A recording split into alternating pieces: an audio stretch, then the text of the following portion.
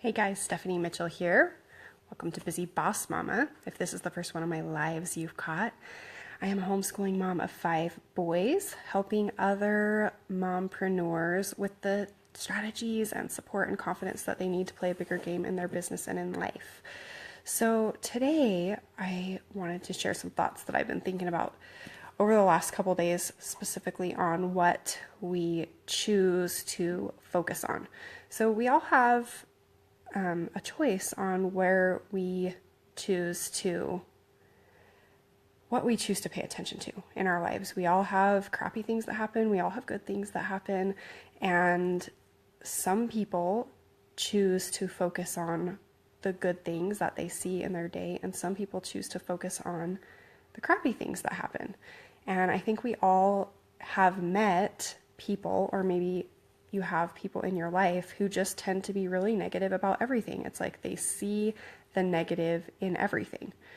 They can have a day with many great things happen, and they're going to focus on the 1 or 2 really crappy things that happen. They go to, they're always experiencing bad customer service and totally complaining about it. And they're the people that, always have to make a big fuss over everything.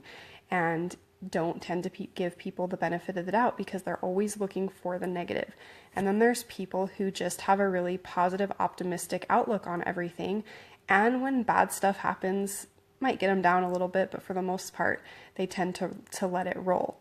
So I really was thinking about this when I heard somebody that I know that tends to be pretty negative. I was in a conversation with, and my children were there. And I thought, the way that we choose to focus our mental energy and stuff and how we tend to look at things that happen in our life affects everybody around us, especially as moms. It's important that we teach our kids to look for positive things in their life rather than negative. I don't know about you, but I don't want to raise kids that grow up to be completely just negative about everything and always complaining and just always having an attitude like the world's out to get them.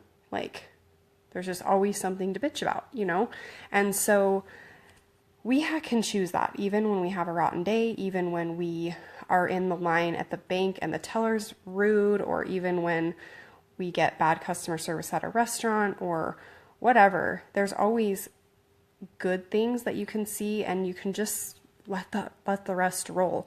And think about the way that you feel when you're around these 2 different types of people and what it does for you and how it helps you think. Like when you're around people who are super positive and are always looking at the good side of things, you start to pay attention to those good things too. And you notice that like, oh, this person's super positive. And then you have these people who are negative that then you start thinking more negatively. So I like these people, I call them fountains or drains. Are you a fountain or are you a drain? Are you filling people up when you're around them and being positive and helping people to be better versions of themselves? Or are you draining people by being, just draining in the way that you speak and in the way that you act and the way that you view the world? And so anyway, those are just some thoughts that I had, especially thinking about the example that we're setting for our kids and what outlook we're teaching them to have on life, because it makes a huge difference in the way that we affect others, the impact that we have on the world, the impact that we have on other people, and the impact that we have on our own lives.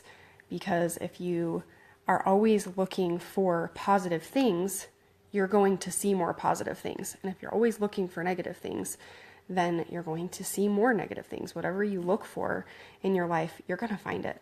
So just keep that in mind. And tomorrow, I encourage you to look for as many positive things as you can and keep your outlook